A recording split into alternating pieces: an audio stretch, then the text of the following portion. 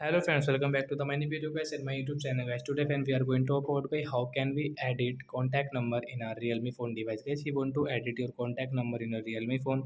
So how can you edit your contact number today? I will show you in this video guys.